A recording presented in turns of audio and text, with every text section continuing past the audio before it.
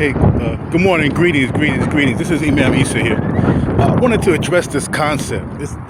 There's something going around. I want to call it white boy Islam. What is white boy Islam? We know that in Islam, there's no racism. The Prophet Muhammad sallallahu alaihi wasallam told us that there's no superiority of a black over a white or an Arab over a non-Arab. We know that. We know that there's no racism in Islam, but that does not mean that racism doesn't exist. That doesn't mean that we don't live in a racist society here in America.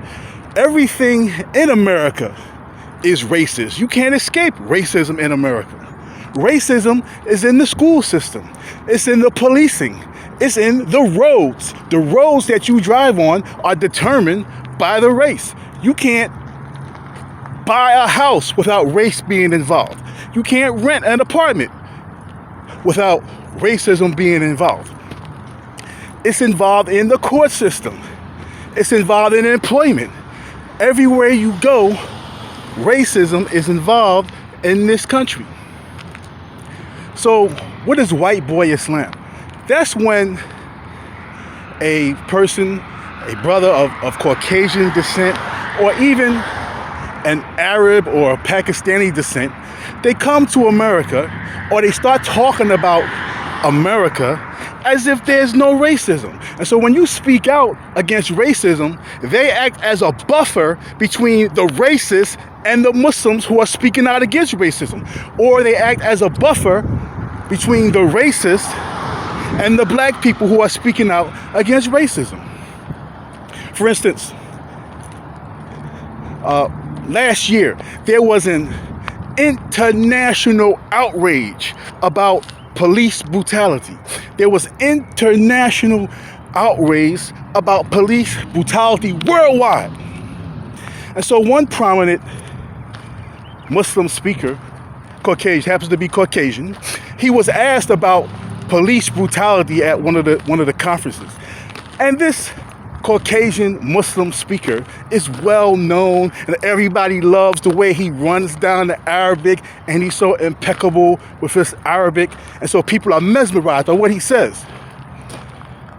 So this brother, who happens to be Caucasian, he was asked about police brutality, and he took the side of the oppressor.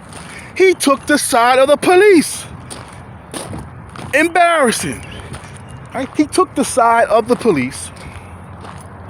Then he's defended by his friends, which always happens. But he takes the side of the police, and there's a verse in the Quran. And I'm not preparing any notes. I'm just speaking right off the cuff. Anybody wants to debate this, we can debate it, and I'll crush you, because the facts are the facts. But there's a verse in the Quran where the prophet Moses, he said to Allah, "Never again will I be a helper of the wrongdoers." He said, "Never again will I be a helper of the wrongdoers." And so a white boy Muslim is one who comes into Islam and he starts talking about, there's no racism in Islam. Yeah, we know there's no racism in Islam. That doesn't mean racism doesn't exist. It doesn't mean that you're not a racist. Okay, we know about our deen. When we talk about white boy Islam, don't try to lecture us about, oh, brother, there's no racism in Islam. When we use the term white boy, understand something.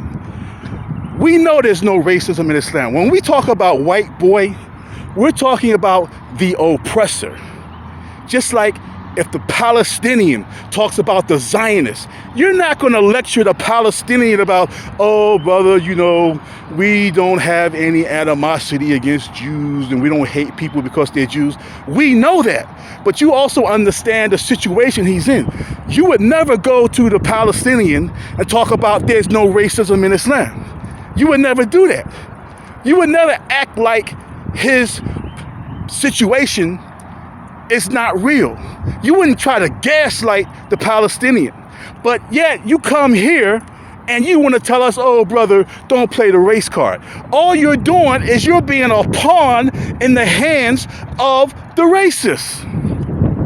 So when we talk about white boy Islam, this is a white Muslim who is clueless, who's privileged, and he's probably a racist himself and doesn't even realize it. Because you can be a racist and not realize you're a racist. Someone has to wake you up and show you that you're a racist.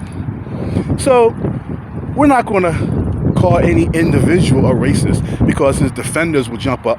His black defenders will jump up and say, oh, I've known the brother for so long. He's not a racist. Yeah, but yet he stood up and he defended the power structure. He stood up and he defended Pharaoh. He stood up and defended Pharaoh. And there's a lot of Muslims from these different countries that come here and they act as buffers. So when we talk about white boy Islam, what we're saying is, why don't you listen to the oppressed? Allah is with the oppressed. The Prophet Muhammad, peace and blessings be upon him, taught us that the prayer of the oppressed has no filter to Allah. That prayer is answered quickly. Allah loves to hear the prayer of the oppressed. So don't you come and stand against the oppressed with your white boy version of Islam. That's not Islam at all, where you side with the oppressor against the people who are oppressed. What you need to do is you need to sit down and talk about what's really going on with people who know. You need to sit your butt down because you think you know everything, because you think you have a degree somewhere, or you think that you have command of the Arabic language, but yet you don't understand what's happening with us. You don't understand what's happening with our people, how racism is ingrained in every single solitary aspect of this society. You need to learn something, and don't be a white boy Muslim.